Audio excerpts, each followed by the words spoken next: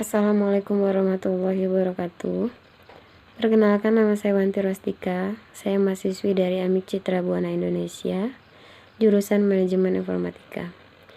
Di sini saya akan menjelaskan tentang beberapa yang saya tangkap tentang arsitektur komputer. Yang pertama, pengertian dari arsitektur komputer itu sendiri adalah konsep perencanaan serta struktur pengoperasian dasar dari sebuah sistem komputer. Arsitektur komputer juga dapat diartikan sebagai ilmu yang mempelajari tentang cara menghubungkan berbagai komponen perangkat keras sehingga terbentuklah sebuah komputer. Ada 4 jenis arsitektur komputer dengan karakteristiknya masing-masing. Yang pertama yaitu SISD, adalah singkatan dari Single Instruction, Single Data. Jenis arsitektur komputer ini merupakan hasil perancangan dari von Neumann. Komputer dengan jenis SISD hanya memiliki satu jenis prosesor saja. Model ini sering dikatakan sebagai model komputasi tunggal. Yang kedua adalah SIMD, adalah singkatan dari Single Instruction Multiple Data. Berbeda dengan SISD, jenis arsitektur komputer ini memiliki sejumlah prosesor dengan instruksi yang sama, tetapi dengan prosesor yang berbeda-beda. MISD adalah singkatan dari Multiple Instruction Single Data.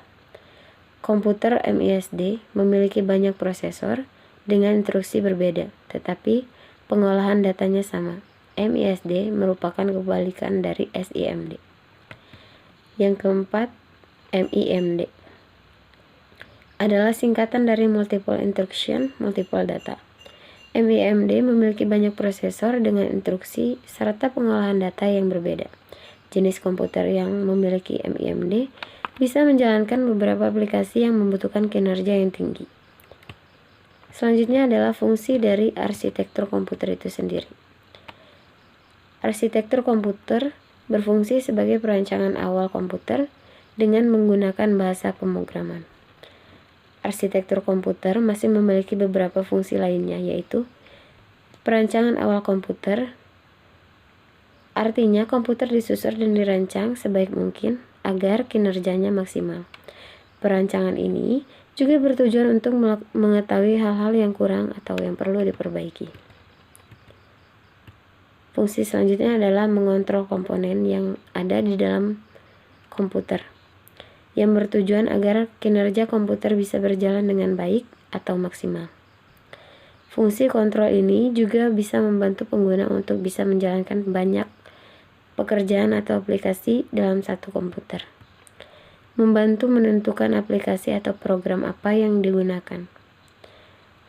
Hal ini membantu programmer dalam menentukan aplikasi apa atau program apa yang cocok dengan komputer tersebut, sehingga bisa disesuaikan dengan kebutuhan pengguna dan berjalan dengan maksimal.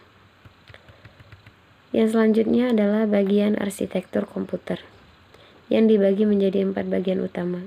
Yang pertama adalah ALU atau Arithmetical Logic Unit. ALU merupakan bagian dari mikroprosesor. Fungsinya adalah untuk melakukan hitungan aritmatika sebagai logika. Contohnya, operasi hitung aritmatika adalah penjumlahan serta pengurangan. Sedangkan contoh operasi logika ialah logika AND serta OR. Bagian selanjutnya adalah control unit. Control unit adalah bagian dari komputer yang berfungsi untuk mengatur serta mengendalikan seluruh peralatan komputer. Control unit juga mengatur pengolahan data dalam komputer. Yang ketiga adalah memori. Memori merupakan media penyimpanan data pada komputer. Tiap program dalam data dalam komputer akan disimpan dalam memori. Yang terakhir adalah sistem input dan output. Input dan output sering disebut juga dengan I/O, merupakan sistem pemrosesan informasi dalam komputer. Input merupakan data yang diterima sistem, sedangkan output merupakan data yang dikirimkan oleh sistem. Cukup sekian yang dapat saya sampaikan. Semoga bisa bermanfaat untuk kita semua. Dan wassalamualaikum warahmatullahi wabarakatuh. Terima kasih.